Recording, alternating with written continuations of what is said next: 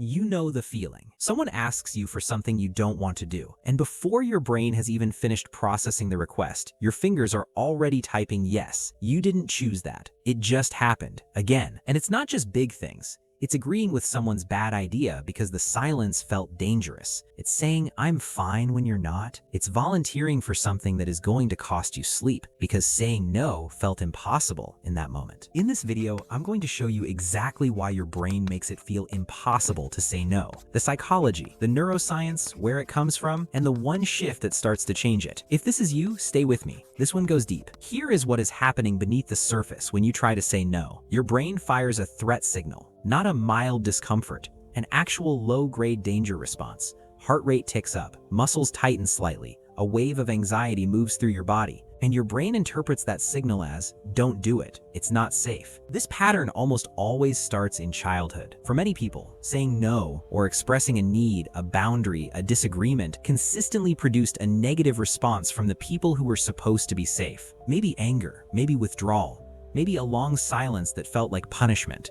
Your brain is a pattern recognition machine. It ran the data and wrote a rule: no equals danger, yes equals safety. And that rule did not expire when you became an adult. The technical term for this is a conditioned fear response. Your nervous system learned to associate the act of declining, of saying no, of holding a limit, with social danger. And now it fires that response automatically, even in situations where there is objectively nothing to fear. The alarm is running a program written for a world you no longer live in. Trap 1. You feel responsible for how they will feel. The moment you consider saying no, your brain immediately generates a prediction: their disappointment, their frustration, their hurt. And because you have been wired to manage other people's emotions as if they were your own responsibility, that imagined feeling hits you like it's already real.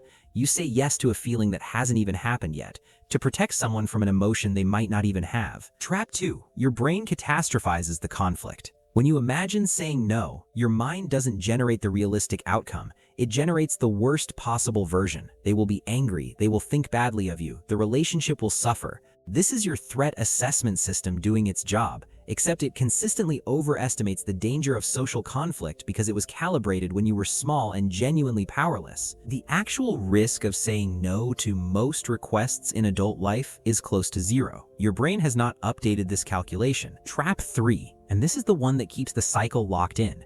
Saying yes feels like relief. The moment you agree, the threat signal turns off. Anxiety drops, you feel better, and your brain registers that sequence: yes produced relief. Yes is the solution. It will run this program again next time. And the time after that. The relief is real, but it is the relief of avoiding something, not the satisfaction of choosing something. That distinction is everything. Trap 4. Your identity is built around being the person who says yes. You are the reliable one, the helpful one, the one who never lets people down. And somewhere along the way, that identity stopped being something you chose and became something you perform, because you're afraid of who you would be without it. Saying no doesn't just feel like declining a request, it feels like dismantling the self that other people approve of. That is a profound psychological barrier, and it doesn't respond to logic. 4 traps, all of them automatic, none of them chosen consciously. And here is what matters. You did not build these patterns because you are weak. You built them because at some point they worked. They kept relationships intact, they kept the peace, they kept you safe. The problem is not that you built them. The problem is they're still running the show in situations that no longer require them. Here is what the chronic inability to say no actually costs. The obvious one: your time and energy. Every yes you give away is a resource you cannot spend on what you actually want. But that's the least of it. The real cost is resentment. It builds quietly, toward the people you keep saying yes to, even though they didn't force you, toward yourself, for the pattern you can't seem to break. And then there's the cost to your sense of self. Every time you override what you actually want, you send yourself a message: what I want doesn't count. Repeat that enough times and you stop knowing what you want at all. And perhaps the deepest cost: the life you're not living, the things you haven't started, the rest you haven't taken, the relationships you haven't prioritized. Not because you chose not to, but because the habit of yes left no room. So what do you actually do? Not just say no more, not stop caring what people think. If it were that simple, you would have done it. Here's what the psychology actually suggests. Step 1. Interrupt the automatic yes. The yes happens so fast because it bypasses conscious thought entirely.